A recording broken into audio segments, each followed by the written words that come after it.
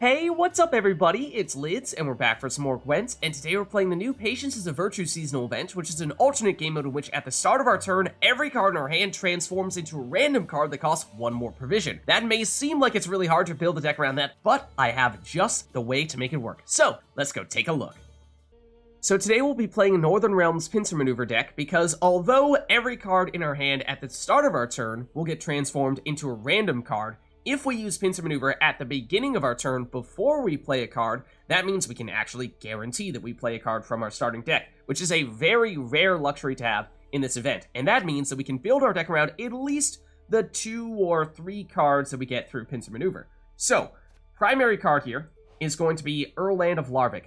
Our entire deck is built around, in round 3, playing Erland as a humongous finisher, giving us what is almost an automatic round 3 win. How do we make that happen? Well, by, of course, using Pincer Maneuver to get Erland on our second to last turn in round 3 so that he has immunity and our opponent doesn't have much of any time to answer him, and we still have time to use his order ability on our next turn. The reason why he's so big, however, is because our entire deck is built around Erland. We have, yes, 35 cards and 34 units in this deck because since our cards get randomly transformed, we can have a whole bunch of 4 provision cost bronze Northern Realms units, and we never actually need to play these cards because they're going to get transformed. But hey, if we have 90% of them hanging out in our deck unused, that's fine. That means more fodder for Erland to deck boost and eventually turn into boosts on him to make him a bigger finisher at the end of round 3. So that's the primary setup, is round 3, use Erland as the big finisher. However, then what do we do in round 1, round 2, you ask? Well, because we're going to start with a whole bunch of 4 provision cost cards that transform into 5 provision cost cards on our first turn, our beginning of round 1 is going to be a little bit weaker, or I should say, is going to give us, likely, a bronze card of some variety, which I think is significantly undervalued in this event. I think a lot of people tend to just say, oh, well, higher provision cost card, always better. Not so fast, because most high provision cost cards are finishers, not so much engines or setup cards, and at the very beginning of the round, you probably want an engine or a setup card. So what we're going to look for is a 5 provision cost engine unit, ideally one that either gains value over time or one that can gain value if you have additional copies of it in your deck or in your graveyard, because once we have a random 5 provision bronze unit on the board, on our next turn we'll use our first leader ability charge to put Foltest into our hand, and use Foltest played next to whatever that other bronze unit is, and when Foltest boosts that unit, we'll create a copy of it in our deck, which means more units in our deck, more boosted units even, in our deck, which makes this Erland finisher in round 3 even more effective. So, basically that turns round 1 into an even bigger setup for round 3, so that under almost any circumstances, we can still win round 3. So that's really useful for round 3, but then once you've done that, you're looking at just playing whatever the best cards you can get in round 1 are, so that you still have a chance of winning round 1, because it's sort of a balancing act between setting up that big round 3 finisher and just playing whatever your biggest, most effective round 1 cards are. But if you find yourself in round 1 and saying to yourself, well, I mean, Lids, sure, I might have set up Foltest, but my round 1 is looking terrible. What you can do is you can still play Radovid, which is fantastic, really underrated in this event, because what he does is, say all the cards in your hand are just bad or maybe just outright unusable. They give 0 value at all. Radovid is basically a free get out of jail free card, because you use a leader ability charge to get him, and in doing so, you'll get a 2 power volunteer on the board, you'll get a 6 power Radovid, so a total of 8 points on that turn, which is solid. It's not amazing, but it's solid.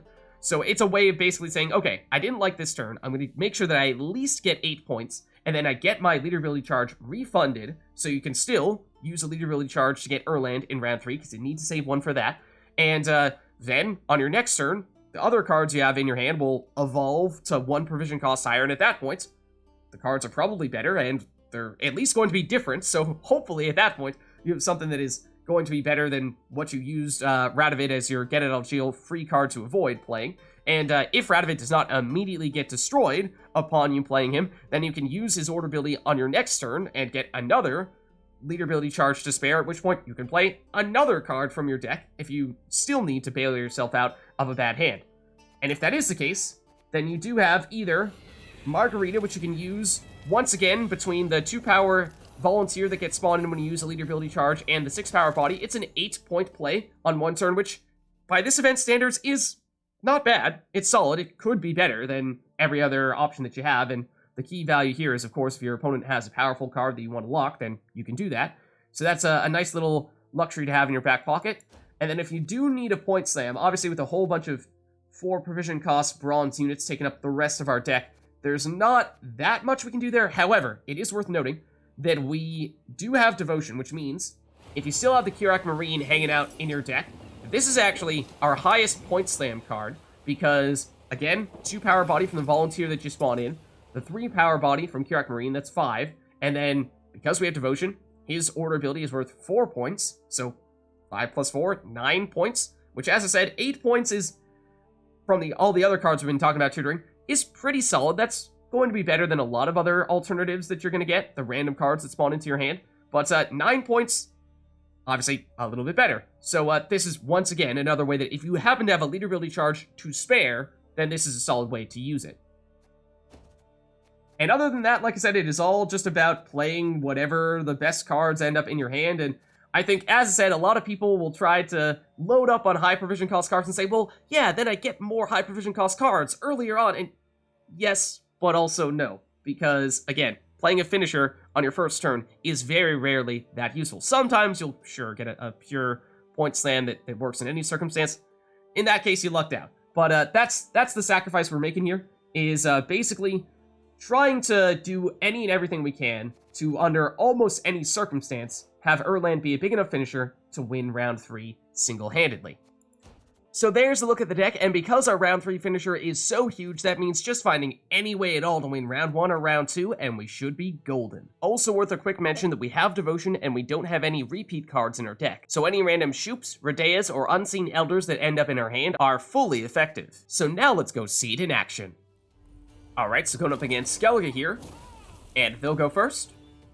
Okay, so all we're looking for here is to not have any of our key gold cards, so we can't have Erland as top priority, need to mulligan him out at all costs, then Foltest, then Radovid, then Margarita, and at that point, you can pretty much have anything else. And so since we have all 4 provision cost bronze cards, this is what we're looking for, because on our first turn, these are going to transform into 5 provision cost bronze cards. We want a bronze unit, ideally, an engine, or just something that benefits from having additional copies either in our deck or in our graveyard, because then we're going to create additional copies of it using Foltest on our next turn, set up by our leader ability. Okay, it's Francesca first,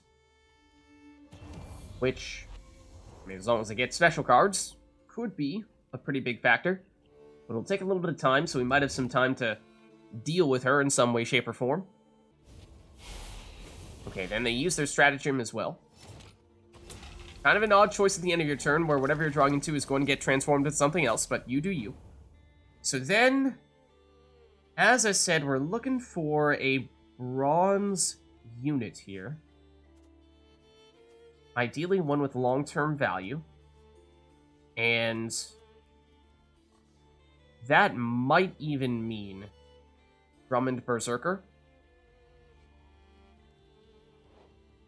Especially because it will transform into a 6-power Bear Abomination, which means on our next turn, when we get Foltest down here, with their leader ability, they could cause us a little bit of trouble, but having a higher power bronze card will be useful. Actually, though, this is going to continue to be dealing 1 damage per turn if we play Foltest next to it, which is kind of nifty. So sure, we'll give that a shot.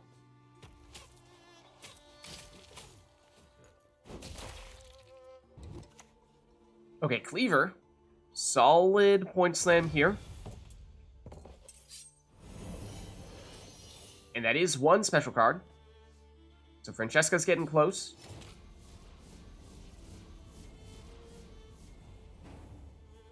And now we're either looking for a tutor, or to just go straight into leader ability into Foltest. Any tutors that might help us get Foltest?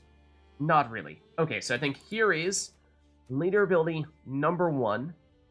To get not Erland, you, Foltest, to put you next to the Berserker. and create additional copies of you in our deck. And let's put back maybe you, since you are Northern Realms unit, so if for some reason we need the purification, it is possible for us to get you back out with another leader ability charge. And because we're playing you guys next to each other, that means you will remain on 4 power, which means you're going to continue to deal 1 damage per turn.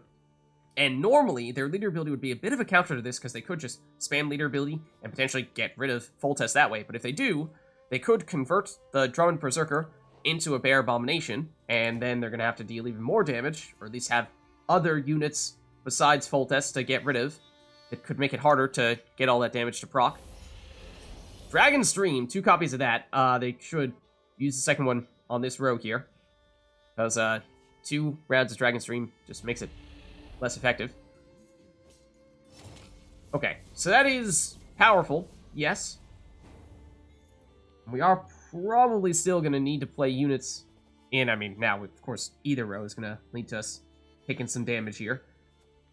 Egmont is kind of interesting, though. Actually, Herkia is basically, it's the Skellige version, or it's the Northern Realms version of the Master Mirror card. It is either of them. Egmont does potentially give us another way to boost units, so I think we go that route. And I think the positioning is interesting here, because we could set it up to boost the Volunteer as well, and that way if this combo gets disrupted, we still have another way to boost a unit in case Foltest is still on the board, but not next to the Drummond Berserker anymore.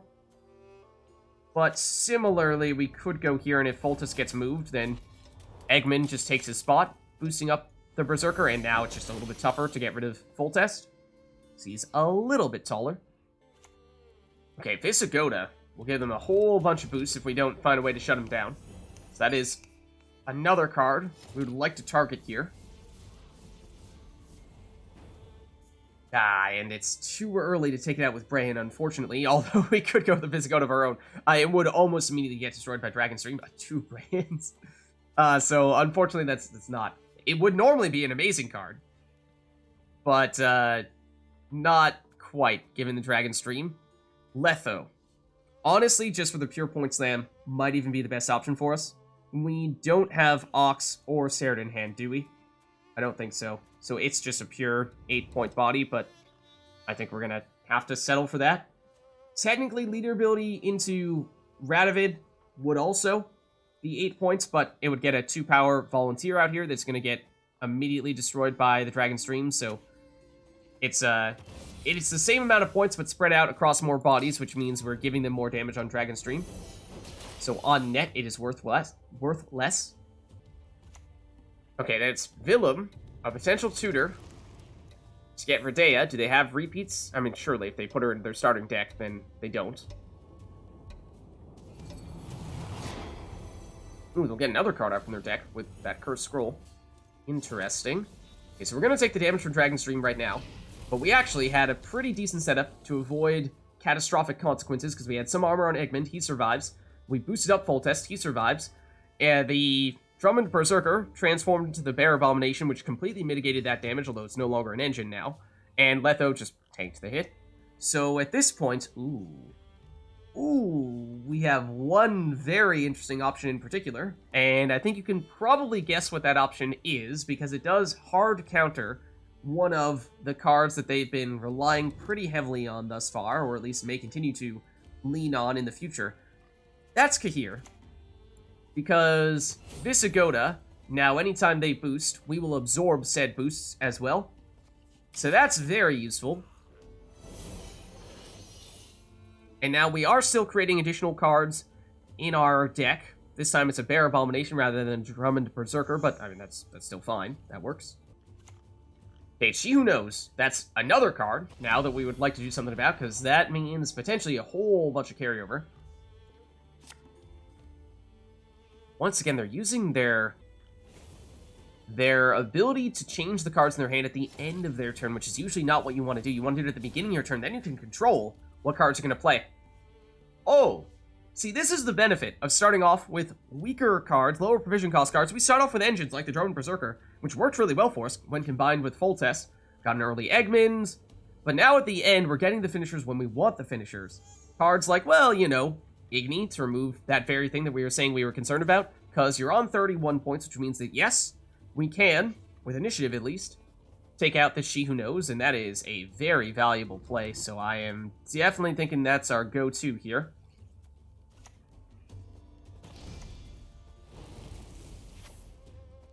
You love to see it. And the 2 boosts per turn are continuing to add up.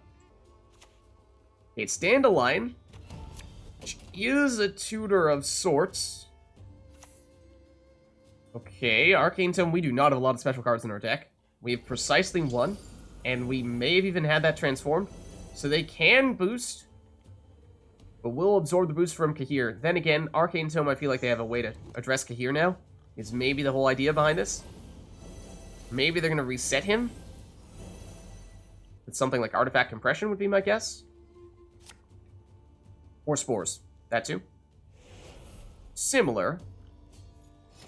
Not quite as effective. Do we have the highest unit, or do they have the highest unit? 8 on both sides. The answer is both of us have the highest unit. That's not really what I was hoping for. Rothans, although he's assimilated, and assimilated is really strong in this event because basically every card is not from your starting deck, we do not have any disloyal units, bronze disloyal units from our starting deck, so this, he doesn't create the usual Duchess's Informants or anything like that. Just double check what our special card situation is. It would be Boiling Oil, but destroy, could damage Francesca. Tell you what, we'll go Saskia, we'll go damage with the Deadeye. Really hoping that was going to hit you. And then I was going to say, maybe it's worth the Arcane Tome. It might be worth just letting this Arcane Tome get destroyed, because I don't think we want to be trading special cards with them. Because we have 1 special card, it's not an amazing special card. If it was capable of removing Francesca, then I would say it's worth it. But unless we got the damage on the Deadeye to get you in removal range, I don't think it was worth it. Could have removed Visigoda, but because we still have Cahir, I think that's fine that he stays on the board. Could have gotten rid of Cleaver, but they don't have any source of coin generation, so that's not really a factor right now, at least. And by giving them back the Arcane Tome, we give them more opportunities to try to shut down Cahir, which we obviously don't want to allow them to do. Okay, Ithling for hand boosting, which is irrelevant, because the cards that they have in their hand are going to transform. So that boost is null and void. And at this point, Yennefer Illusionist, how much is this going to be worth? We spawn in the 4-point Yennefer's Illusion, so that's 8, and then every time we spawn a unit, or at least the first time we spawn a unit, we'll damage the lowered pound unit by 4 in this case, and the lowest powered unit would be this Crow. So 8 points, 2 points of damage, 10 total. Technically speaking, War Elephant, in between Foltest and Egmont, we do get the crew ability, so that is the most valuable thing we have here. Yeah, I think we still do this. It means no more boosts on Foltest from Egmont, but I think we can live with that, because we've gotten Foltest high enough that it is hard to get rid of him at this point.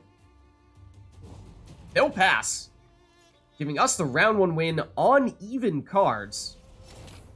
Not to mention that we have now at this point created 1, 2, 3, 4, 5, 6, 7 new boosted cards in our deck, about to be an 8th at the end of this turn, giving us a really strong round 3 as well.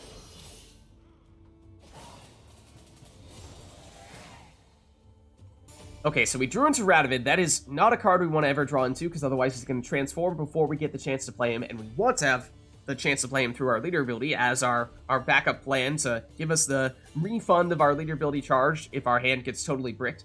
So we should put him back. And Erland is the other card we absolutely cannot have in hand, so must get rid of you. And now we could either push in round 2 for the 2-0 win, because we won round 1, we're on even cards here, and we have a huge finisher that we have pretty good confidence is going to be bigger than their finishers. Do we have enough cards, playable cards here, to start off the round that we feel okay about that, though? It would probably have to be Masquerade Ball or Siege, because there's nothing to target with Rock Barrage or Stunning Blow. Arcane Tome gives us a damaging special card as well with Boiling Oil, and there's nothing to damage there, and I'm not thrilled about building around either of these right now.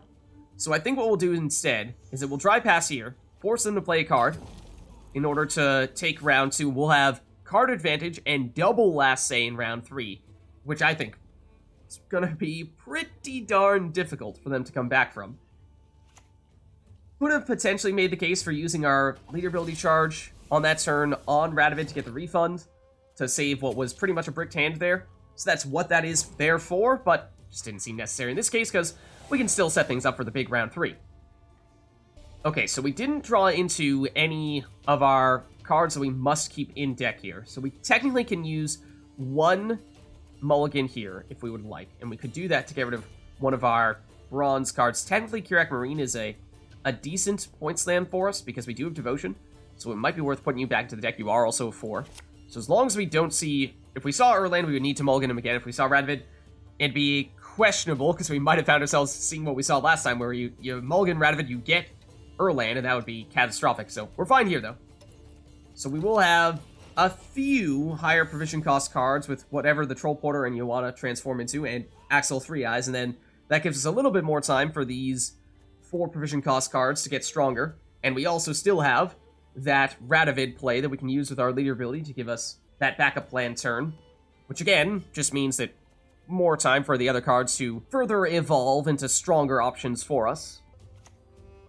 Okay, it's Alzer, which could potentially become a factor. Melee row Alzer is a real dice roll, so there's the potential to get something like a Kelly over there. So at this point, if we see something good, we could play it. If we don't like what we see, we could use the leader ability to get Radovid on the board. The Beast is not bad. It would not be the highest unit as things currently stand, so it would get boosted up to a 6 at the end of this turn. Don't know if they're going to keep on playing bigger units. We will at some point play a really huge Erland. Not going to be a lot of time for the Beast to get boosted up from Erland, though, because that's going to be one of the last things that we do. But I think that's still strong enough that it warrants playing. It is one of our high provision cost cards at this point. So that is something we should consider. But I think we're okay with that still, because if we do play you, then that gives more time for all the currently 5 provision cost cards to go up to 6s, and I think that's actually going to put us in a really nice place, having a bunch of mid-rangey cards to potentially high-end cards as well at the end of the round, just when we need them. It's another Alzer? What? Okay, now I'm a little worried about if they do happen to get an Oniro. It could be a really big factor for them. We do not have any damaged units on their side of the board, so we cannot lock one of them, unfortunately. Although I would really like that right about now. We could... Oh, we have 2 of them. Wow. We could point them with Primordial Dow. It is, I believe, currently our highest provision cost card, so once again, that is something we should consider. There's a reason why this card is the best. But then again, if we are to play this now, then most of our other cards are going to be at 7 on our next turn, and that's solid territory. You know, you're likely to get a decent play at 7. Or at least across multiple 7 provision cost cards, so I think we're still okay with this. And it is a higher powered body, so that will power up the Beast for that reason as well. So I do like that. It does set you up for 2 more rounds of boosts. Okay, Sheelark Fitzosselin is completely irrelevant, because whatever card gets damaged here is going to transform into something else. Dire Bear. Dire Bear is now the highest card in our hand. Highest provision cost card, that is, in our hand. It's an 8-point body. It prevents boosting in a row. We would not want to put it in the melee row, or rather, we would not want to put it in the range row, because that would stop the Beast from getting boosted. So we'd put it here, which may or may not be a factor. Would mean that we'd need to play Erland in the range row later on, which probably doesn't matter. So I think we still go for it. This is 9 provisions, whereas I think everything else is 7 right now. So once again, we're playing our highest card, but that's usually the way to go in this event, so I think we're still fine with that. I think we're still fine, and we have 1 more turn with the Beast getting boosted up here. Now up to a 10, so again, solid value there. Okay, our doll does not have anything they can steal. Or, well, you know, put back into... You know what I mean. Put back into our hand. And so, it's just a 7-point body here. So now... Mandrake is not useful. This is only 4 units for us to target. So it's 8 points of damage. That's not bad. Don't really have insectoids, so that's not a huge factor. Not sure Necromancer's Tome's going to be that big of a deal. Base power is Primordial Dow, so we definitely don't want to do that. It's looking like it's either Marigold's Hailstorm, or it's a Radovid now. And it's not desperate that we use Radovid now. I think we go for this. It's still decent. It's still decent. In fact, it's the same amount of points as Radovid would have been. Okay, Tibor. Oh, depending on what they get here. Okay, cool. And there's a very low probability that they are going to get our Erland out, but it was theoretically possible. Series are insignificant at this point in time. Graydon, there's no bounty, so that's not really a factor. Could get another 8 power body on a Dire Bear, which we already have a Dire Bear. We need to play this in the same row, otherwise we're bricking our Erland, which we definitely don't want to do. So that's not really something we're looking for. Not really sure this matters for us either. It's basically this or it's an Erland. And they're functionally worth the same amount of points. I think we still play Dire Bear. Because next turn, worst comes to worst, we can use our... Oh, and now... Oh, right, Tibor is a 13, so actually helps us with the Beast. Wild Hunt, you do have Dominance. Not that it matters, because you don't have one in your deck. So here's the thing. We could either use one of these, and since the hand boosting... I mean, we don't even have a unit to boost. And if we did, it would get transformed on our next turn, and we wouldn't play it anyway on our next turn, because our next turn is going to be Erland. So that doesn't matter. Land of 1,000 Fables, we might still have Boiling Oil. Did we happen to put anything back into our deck that's a special card? No, so that's not all that useful. It's either Uma's Curse, which who knows what it's going to be, or it's Radovid. I think we might go Radovid here, because what that does is it's 8 points, which is probably around the number we might have expected from Uma's Curse, so technically we could put, I don't know, any of those cards back into our deck. But we get the refund back on our leader ability. So we can still play Erland, but assuming that Radovid survives to our next turn, we get another leader ability charge. So that means, oh, there is Kelly. Which actually could be relevant. They should not have used that. They don't know it, but by having this 1-power Cintrian Envoy, I hope it stays that way. You have now guaranteed that even after playing Erland, Erland will not die to Kelly. Because otherwise, there's a chance there that they might have been destroying Kelly, or having Kelly destroy Erland. They will not do that, though. They will forfeit. They realize they cannot catch us, and we still have not even played our big finisher. Alright, so going up against Northern Realms here, and they'll go first. Okay, so there are a few things that we definitely don't want to have happen in this deck, and that is have any of our key cards in our hand. Those being primarily Erland first priority, second priority Foltest, third priority Radovid. So we want to get rid of both these guys with our 2 redraws. Unless we get rid of Foltest and we see Erland pop up, then we have to get rid of him and be willing to sacrifice Radovid. Okay, we're good. We're good. Don't worry. We're fine. Alright, they'll start with Fallen Rayla.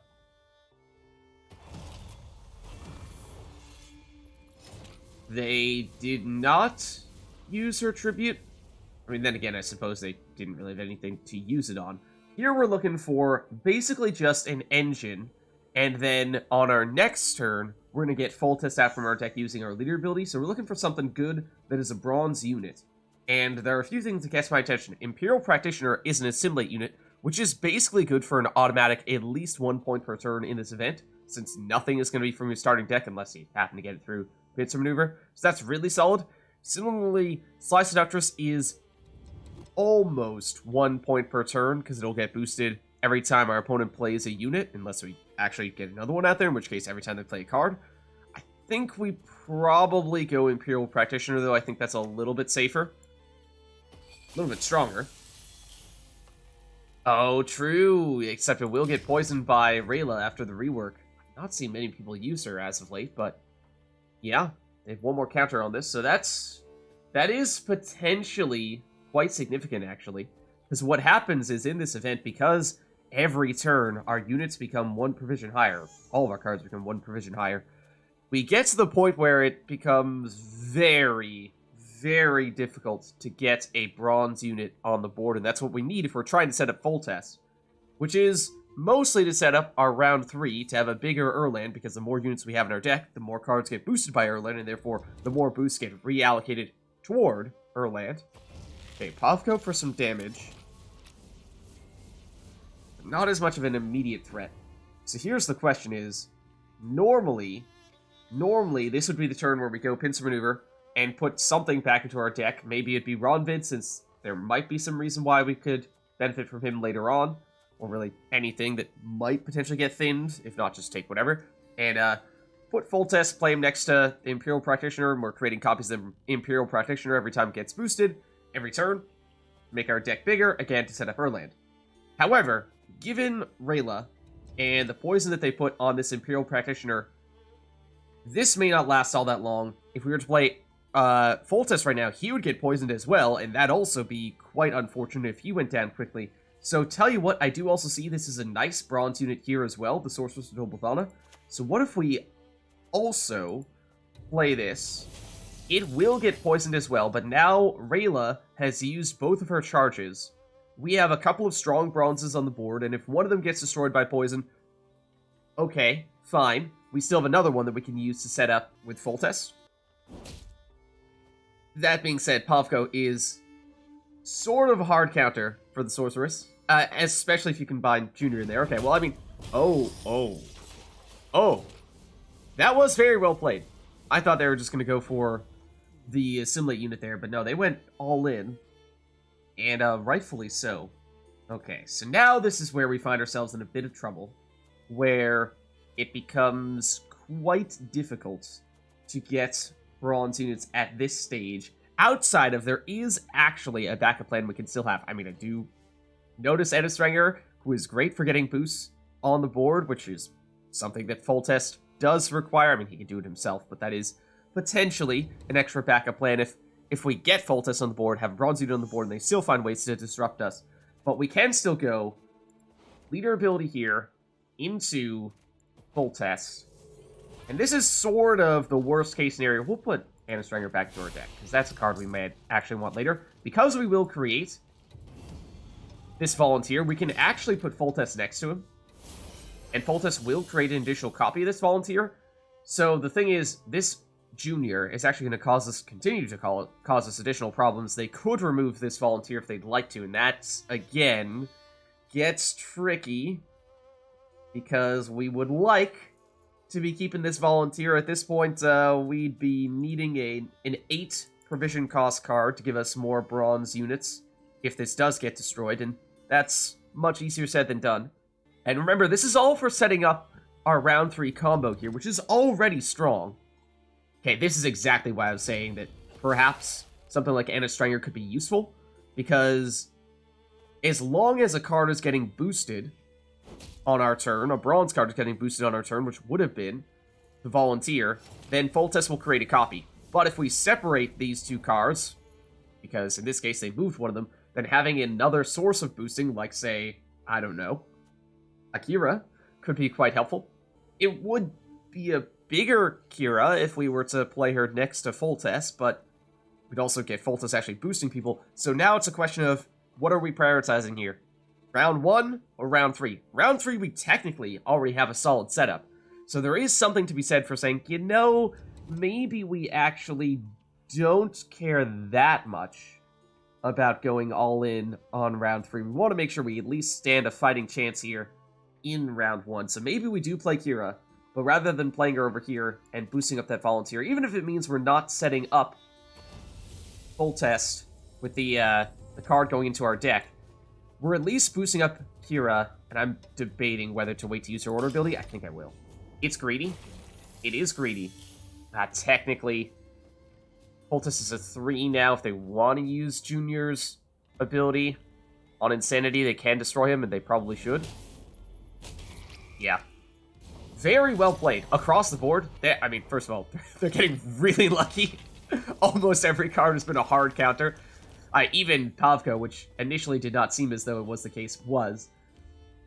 Golden Necker does not work in this deck. Keldar would have been a way to work around or get another way to set up Foltest with bronze units.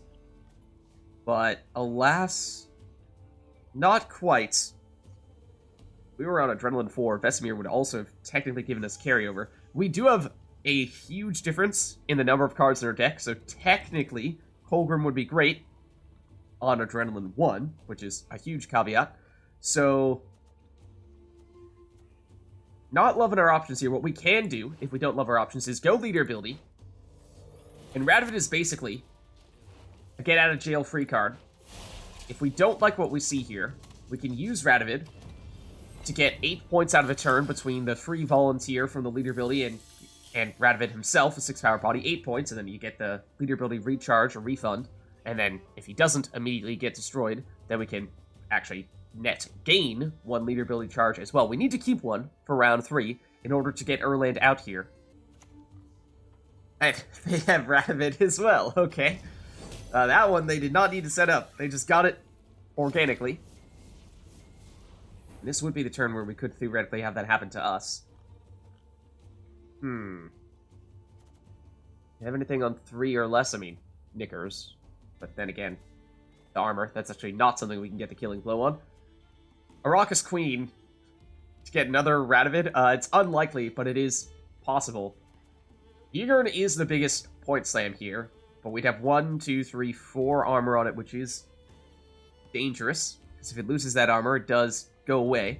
But we are looking at quite a deficit here, so in the interest of trying to catch them, I think we might need to do this. And we'll click Radovid as well to get another leader ability charge back, so that is great. But they are still looking at a 14-point advantage, which is a lot. And so it could be difficult for us. They are on blue coin, we're on red coin, so we can respond to them. Even if they pass now, the chances that we get 14 points on this next play is pretty low. But we are getting up what it would be to 11 provisions on our next hand, so it is possible. I think we might have had 1 card that was higher than that. Yeah, actually, that was the card that's higher than that. Wait, no. It's 11. Yeah, it's going to be 11 across the board. Notably, they went after Radovid rather than going after Ygern. I mean, they might have a different source of damage. They might have something like Villain Trettenmirth, which would destroy Ygern unless we can shut this down, which we might be able to do. Or do we say, alright, fair enough, we'll give you round 1, but we don't want to lose on even. We do, and this is relevant now that we've gotten some more leader ability charges left. We do have 1 leader ability charge to spare here, assuming we need to save 1 for round 3 for Erland. But we could use this to hop in and get Margarita, specifically to lock Villain Trettenmirth, which, you know what? We'll give it a shot here. Where'd you go, Margarita? We'll put, I don't know, Cleaver back into our deck.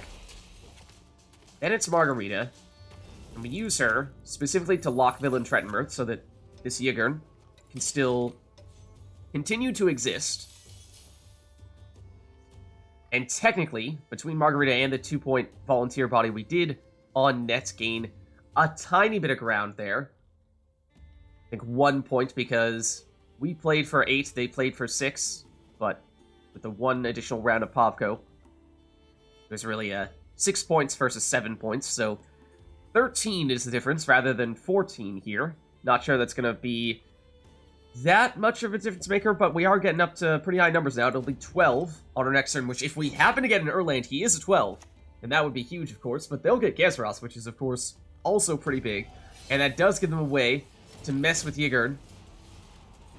It's a little bit slow, because he's going to hop back over to this row, but, I mean, unless we have an answer here. I mean, range row Triss does give a pretty huge boost to Ygern, but I'm not sure that that really helps us all that much. Unless Scoia'tael. No, he can, with a 4 provision cost Scoia'tael special card, he can move opposing units, but I don't think he can move our own units. So I don't really think he bails us out at all. Jacques definitely does not. Triss is a point slam, a decent point slam at that. Well, I mean, if Ygern were in the same row as these guys, it'd be much better. But, yeah, I think this is where we say, alright, fair enough. As I said, we tried to prioritize setting up round 3, so our round 3 should still be okay. We didn't get quite as much setup as we would have liked.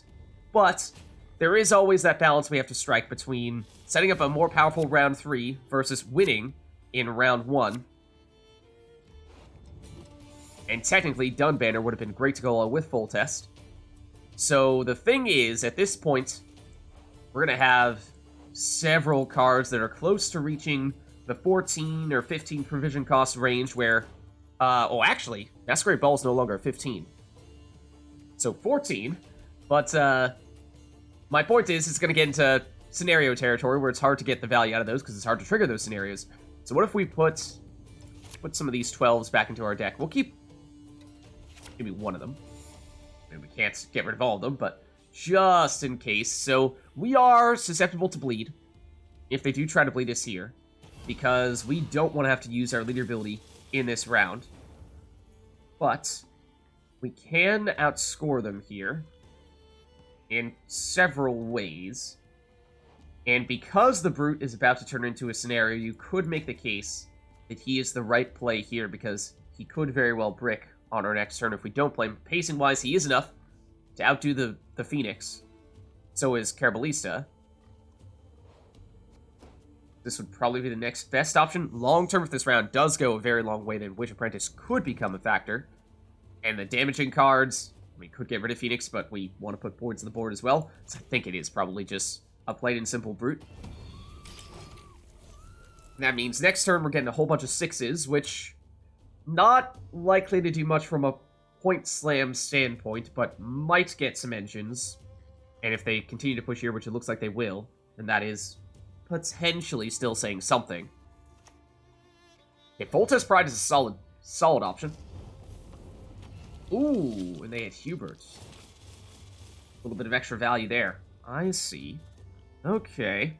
Well, for what it's worth, we could destroy the Brute and create an 8 provision Firesworn unit. Which, what, Lieutenant Von Hurst is an 8? I don't remember who else is an 8. That, if we could get another Cleric on the board, suddenly that would actually be a decent setup, although I'm not really sure we can get much value out of that, because we don't have a way of guaranteeing a Cleric. We might be looking at the Vitality. Is technically the quickest, or the most point slammy of options. Unless we go Conjurer's Candle, but that also feels like that's not... it's a little bit too much of a risk. Because we can't really guarantee we're going to get the coins to make that happen. This was 9 points, at least over the course of the Vitality here. Which, short-term, pacing-wise, is not enough. We technically did play one fewer card than them in round 1. We're trying to still win with that card advantage in round 2, but... okay, that's not a huge factor. And the good thing for us is that as time goes on here, the cards in our hand are going to become higher provisions, and when we're in this mid-range area at 7, that should mean that our cards are only going to get better as time goes on, whereas these guys, depending on what numbers they were on, they might find themselves in a bit of a tricky spot. Black Blood is a risk. If they were going to play a big boosting engine, then this could be a nice way to cancel that out, but we still have to make up ground, and there's a chance that they just won't get any boosts from here on out. So I think we're probably looking at the Botchling, because this is guaranteed to be more than 5 points, which is more than you could say of our other options here. So I think we do go this route.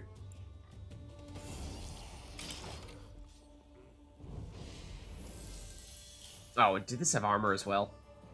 I think it starts with 1 armor, doesn't it? So we aren't immediately getting value from it. Okay, they're going with Damnation. Prophet Lebiota is also an 8. Okay. 8 power body at that. So, I mean, what? On net, they gained 4, was it? Which is not a huge deal. Well, here is a way we could have gotten a little bit of profit. But in truth, this is more like just a 6 power body. This is worth 7. Alzur's Double Cross is probably going to be Fallen Knight if we still have it, or Jock. Is it Jock at 6?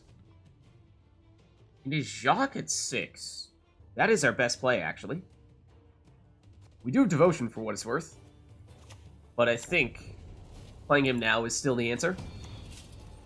And Tribute is still spawned into Flaming Rose Footman. I suppose we'll go that route. Although we could have just boosted him directly, but I think this is a little bit harder for them to shut down. And we do have the lead now. So that is very good. Could consider flipping over the botchling, but I think we'll stick with this for the time being. Okay, then it's Verna Seal, which is a solid point slam. So they did have some good cards here, finish things out. And yes, the right move for them is to push as hard as possible with their leader ability, just for the points, more so than the actual shields.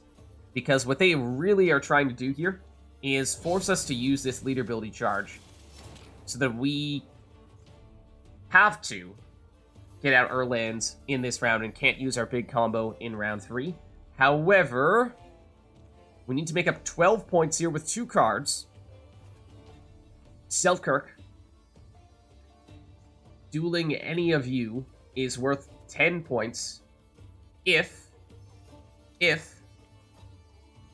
we take one more turn, which, I mean, if we don't need to use our leader ability, we can be on even cards here, and we won't have last save, but we'll still have our leader ability. I think that's worth it. And between the 10 points of here and the 2 points from the botchling, we should just about be guaranteed to make this work. So we should go Selkirk, and we should flip the botchling, because if we keep this on botchling form, it's going to damage you and you have a shield. Whereas this time, it's going to boost up these guys. It is preferable. We just need to get really any value at all out of this, and Geralt's is huge value, because we can guarantee that we remove you. So technically, we just needed 1 point. That would have been enough, because we could have done this, and that would have been sufficient. But it means that we'll win round 2 here, and hold on to our leader ability. That is the key. And they may have just rage quit, because they played this well. They played this the right way. But we did just enough in round 2, and now the thing is in a short round 3 where we can just use our leader ability to get out Erland. They know we have a huge point slam. Erland is going to have immunity. It's going to be very difficult for them to shut that down. And so they know that at this point, they had to go all in round 2, and they didn't win round 2. So for all intents and purposes, we probably just won the entire match. Yup, and there it is. Confirmation, it might say round 3, but there you have it. A full-blown rage quit, and we have, indeed, won the match. Alright, so going up against Scoia'tael here. And they'll go first. Okay, so we have 2 of our key cards in hand. Cards that we never want to see in our hand, otherwise they're going to transform before we get the chance to use them. Top priority being Erland. Absolutely must get rid of him at all costs. Second priority being Foltest. He is the second most important card we'd like to keep in our deck. Third priority would have been Radovid. Fortunately, we did not see him. And then after that, you have a combination of Margarita and, to a lesser extent, Blue Stripes Commando would be useful to dump as well. So what we're going to do here is on our first turn, we're looking to get a Bronze Engine on the board. And one that we'd ideally like to create additional copies of, something like a Blue Stripes Commando. Because then on our next turn, we'll use Foltest to create additional copies of that. Dire Bear is going to complicate things a little bit in that we at least can't do that stuff in the melee row, but now we can just choose to do it in the range row instead. That is the downside of playing Dire Bear turn 1. So is there anything in particular that we are keen on creating additional copies of? Bear in mind, it's something we're probably going to need to play in the ranged row. So, I mean, if we're just going with the body alone, Arena Andrega is probably the answer here. Because remember, it does need to be bronze. So yeah, I think it's probably you. And not really planning on using its insanity ability at all. But, I mean, I suppose if we do happen to get coins, that does become an option. So normally you'd like to do Foltest in the melee row, because you will automatically spawn in a volunteer in that melee row. So if your preferred target gets destroyed, you still have a backup unit that you can create copies of. Oh. Okay. Well, that's a little excessive. Fortunately, we do still have bronze units here that we could use. A few of them, in fact. With Self-Eater. Gonna be hard to set that up. Alumni. Also a little hard to set that up. Kingslayer, I'm not really sure if we're gonna get much of any value out of milling that. So we want to be careful, though, because at this point, they have shut down our initial attempt at creating a bronze unit to create copies of with Foltest. And if we go too far and just continue to try to full steam ahead, go that route no matter what the cost, then our round 1 can start to suffer in the interest of just trying to get a absolutely perfect round 3, which might not be worth doing. I think, I mean, just looking at the opportunity cost here, we're missing out on, what, a 7-point Fergus, or some carrier from Orb of Insight. It's not a huge loss.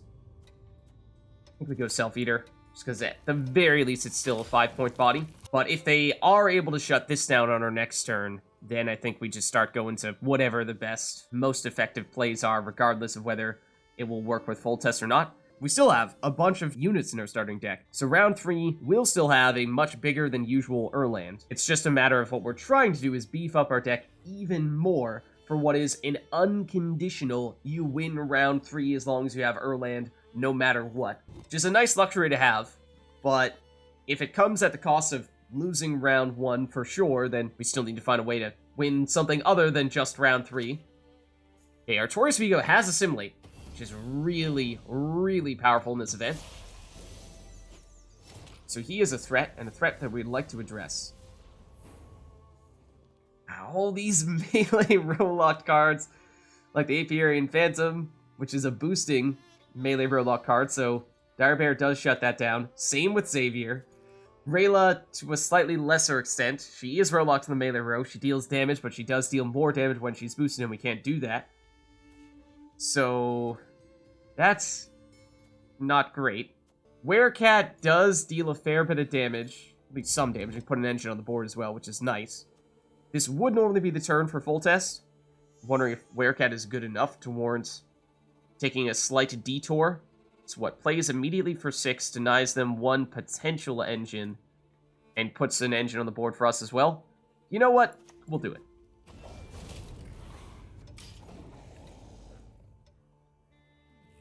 In the interest of not going absolutely 100% for the round 3 setup strat, we should try to balance that out a little bit, with at least having a competitive round 1. Oh, Nero? Okay, alright then. I see how it is. Fine. Be that way. What do we have here? No, you have the smallest unit.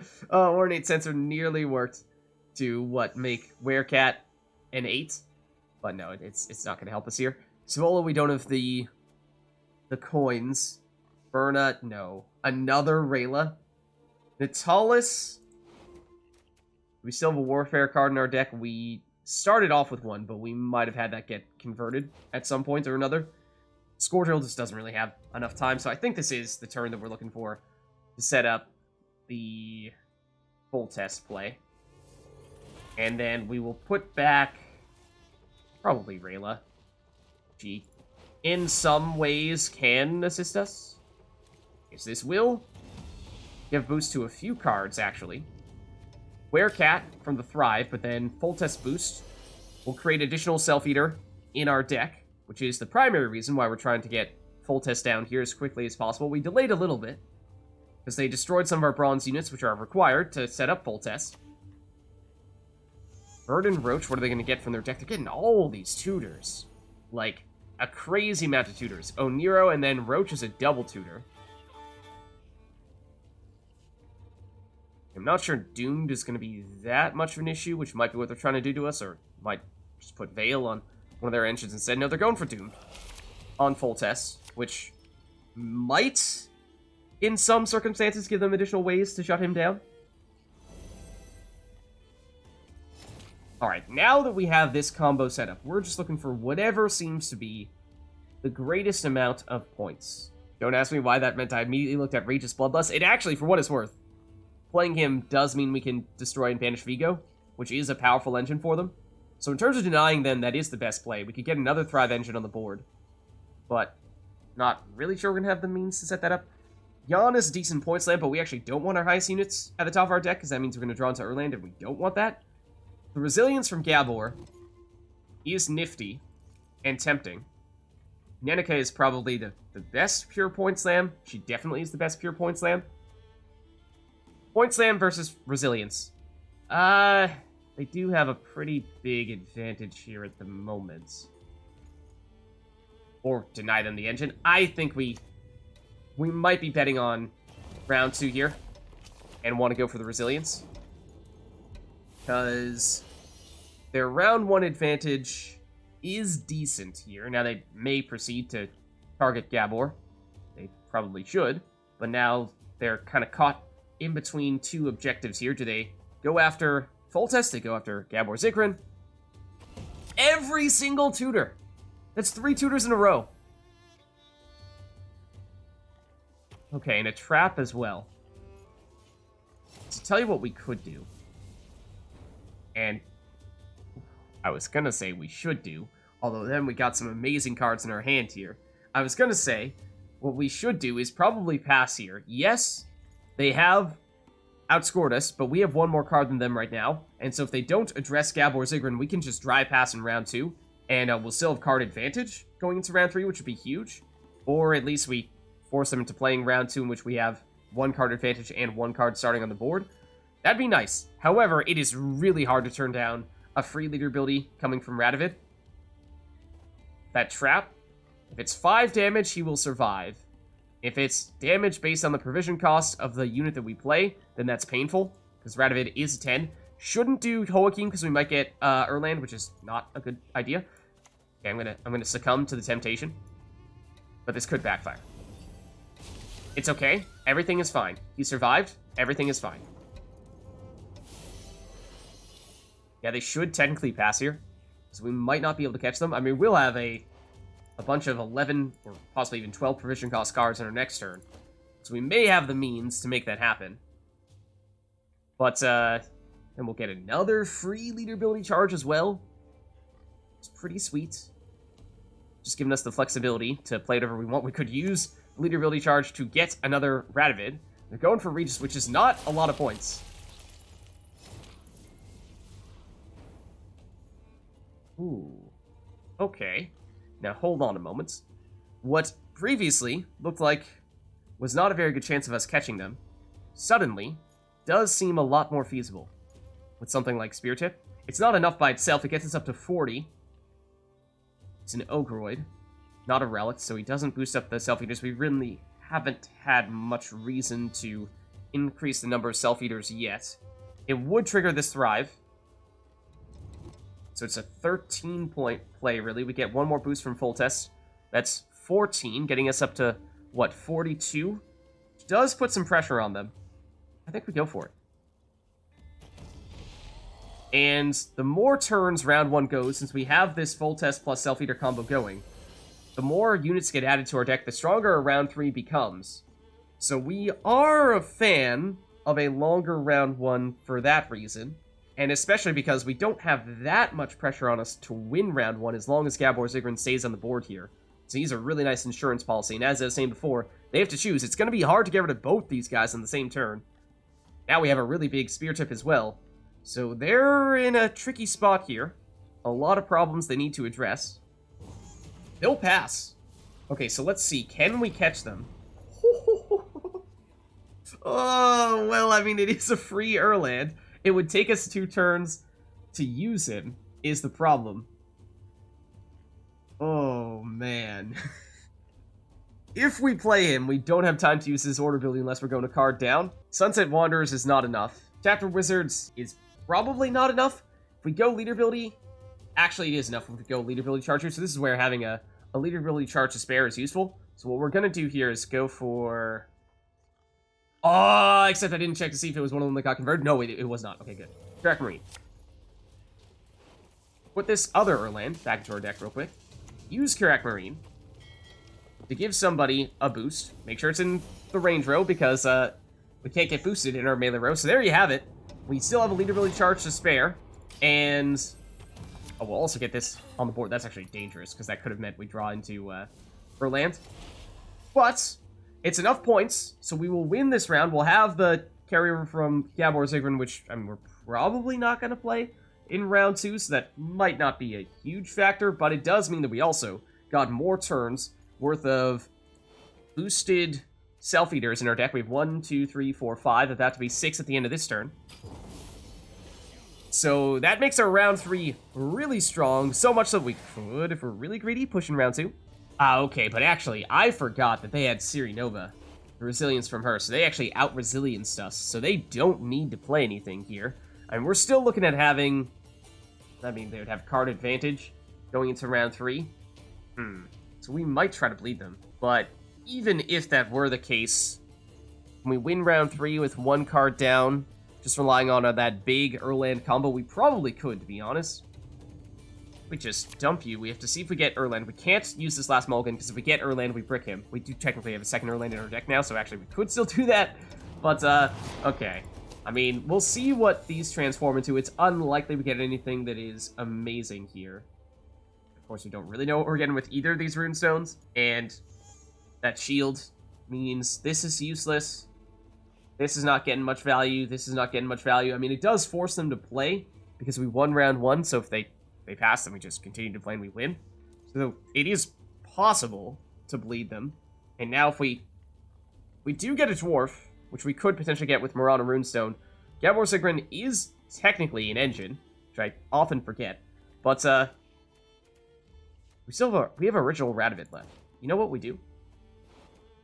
We do this to get our original Radovid, which is, again, why it was big to get a free Radovid earlier. We'll put Sheila back into our deck, and that means that it's an 8-point play, which is, I mean, they had a point advantage there, but it puts a little bit of pressure on them. And because we get our leader ability charge refunded, that's no longer a huge issue, and if we make round 3 shorter, which is at the very least, even if they continue to have 1 card advantage, that might be what we're doing here, then of course it means less time for them to make up for the huge point slam that we are going to have that they are not going to have in the form of Erland. And by playing Radovid early in this round, when we're looking at 5 provision cost cards that are of course generally pretty weak, it means now that gives us 1 more turn to power these up to 6 provision cost cards. Probably not a huge difference there. That's a solid point slam. And the card draw for us would be bad, but for them that might be useful. You are a dwarf. And giving you 1 armor is not a huge deal, but it does boost you up, technically speaking. This is a, what, 5-point play? Johnny is hard to say how much that's going to be. Xavier is 6, which is technically the highest right now. This is a 1-point play with Stammelford's. It does still force them to play further, and it does mean we get 1 more free leader ability charge from Radovid, so I guess we'll go Xavier. Use this, and then is there anything we have reason to banish here? Maybe the assimilate units? Unlikely they're going to find a way to make that happen. Play that again, but just in case. So yeah, it's not a huge point slam, but again, because we won round 1, we're just forcing them to play here with the bleed attempt. And because that means we're forcing them into a shorter round 3, it does make our Radovid harder for them to overcome. Or rather, our Erland harder for them to overcome in round 3. Hey, Ernachad. Now that might be reason enough for us to stop playing in this round. We'll see what we happen to get here. Any answers? Technically speaking, Morkvarg does counter it. Actually very well at that. Prophet's an 8-point slam, but it's going to get lowered down to 1 by Ernachad. But what this does is it weakens Ernachad, and then when it gets destroyed, it will still come back onto the board. So that's pretty tempting. That is pretty darn tempting. It's not often I feel like you see this happen, but I'm pretty sure this will work. Because there he comes back, damages Ernachad, we still get our 5-point unit on the board, and then, I don't know, Fire Bear? Just forcing them to keep on playing here. So I think they're probably still going to have 1 card advantage, but we've kind of accepted that that's going to be the case going into round 3.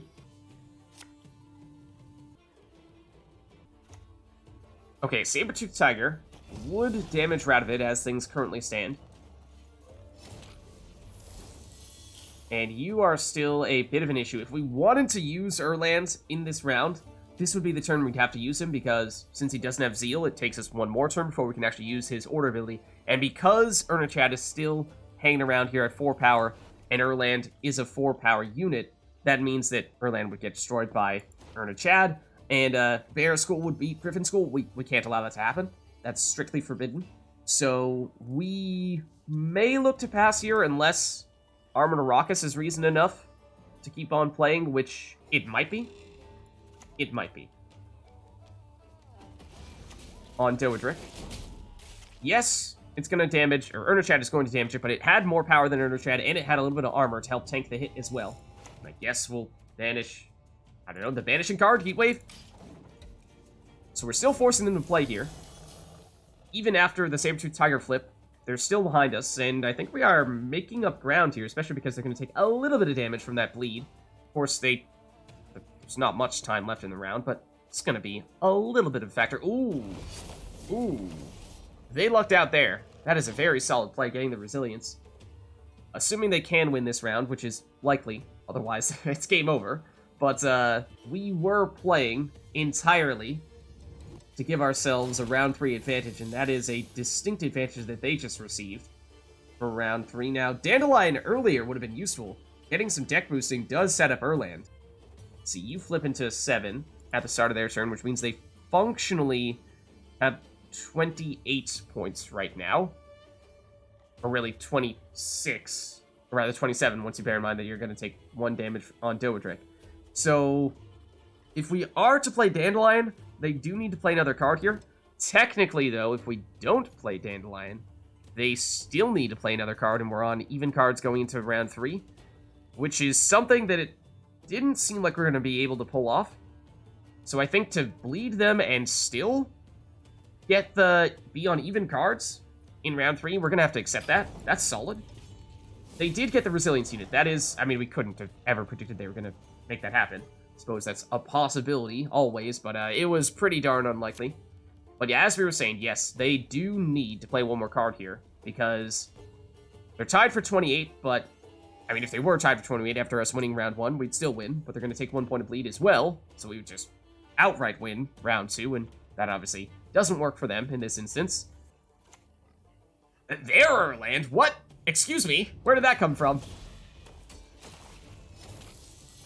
So our cards are going to continue to evolve here a little bit, but they do win round 2, actually, only just barely. Okay, and so now we're on 4 cards apiece, so it's a short round 3, and we have still a bunch of units in our deck, and technically 2 Erlands, because we got a random one that we put back into our deck in round 1. And so we're going to use a leader ability charge, probably on our second to last turn, to get one of those back. So we could put somebody back into our deck. Collusion at 10 is kind of nice, assuming this turns into a usable 11 on our next turn. For these guys at 4, we technically can use 1 leader ability charge. Technically, well, since we have 2 Erlands in our deck, we have a little bit of luxury here. We mostly just have 4s in our deck, so this is not likely that we're going to get anything better than this. But I guess we can swap you out. I mean, yeah. You shouldn't normally use your last mulligan, because you might hop into an Erland and not have a mulligan remaining to put him back into your deck. Because we had 2 Erlands, we technically still could have. But as I said, it's unlikely that we're going to find an answer anyway. Well, we have a few options here. So on our second to last turn, we should play Erland. We technically have a leader ability charge to spare, which means we could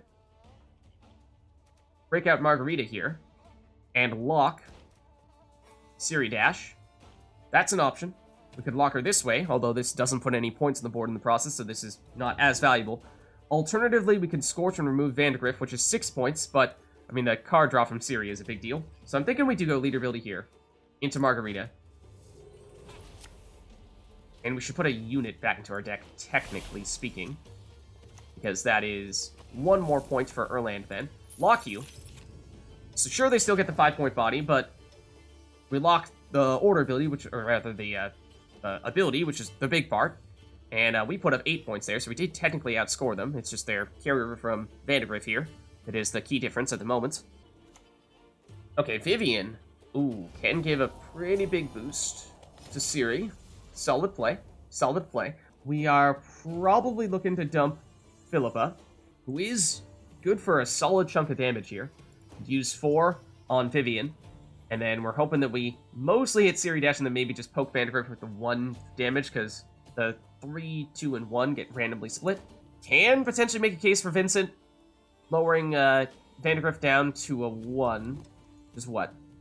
2 plus 5. 7 points worth of value there. Arcane Tome, I'm not really sure we have anything to make use out of that with. This is what? Guaranteed 5, likely to be more than 7, so I think we do go this route. Want this to mostly hit Ciri. I did not catch exactly how much that was, but somewhere around the same amount of value as this. So next turn is Erland. And we wanted to play Philippa rather than Vincent in that instance, because if we waited to play Philippa, then on our next turn we were going to go with Erland, and then by that point, on our last turn, if we still had this card remaining, it might have been a 14, in which case it'd likely be a scenario, which probably would have given us little value as the last turn play. So that means we're not playing either of these guys, because this is Erland's time to shine. Put one of these back in the deck. Again, if we technically had a unit, we'd like for it to be a unit that we put back, because that means 1 more unit for Erland to boost. Since neither of them are a unit, that's not a factor. That means we might be looking at provision costs, but they both cost the same amount, so that's not a factor either. We'll put, I don't know, sword back in, I guess. Then let's play Erland, and I'm deliberately going to put him next to a small unit, like Margarita, or rather, like Philippa, not Margarita. That way, if they have something like Treason, which can damage adjacent units, it's still not enough to destroy Erland, because they can't target him directly, but he technically is not immune to all forms of damage. That is a bold strategy, Cotton. With the melee row Doedric, I guess he didn't have time to play him anyway. He still, or use his ability anyway. He's a decent point slam. Along with the leader ability charges, it's worth a reasonable bit. We get Caleb, which is, it's not a great finisher, but of course, our key setup here was all for Erland, which the whole bunch of units in our deck, most of which are boosted at least once, in some cases twice, in the form of the Self-Eaters. How much is it worth? More than enough. And, you know, for good measure. So we'll take the win. So there's a look at the Northern Realms Erland deck for the new Patience is a Virtue seasonal event. If you liked the video, make sure to hit the like and subscribe button, and leave a comment down below. Let me know which other cards, archetypes, and factions you'd like us to experiment with next. Thank you all for watching, and I'll catch you next time.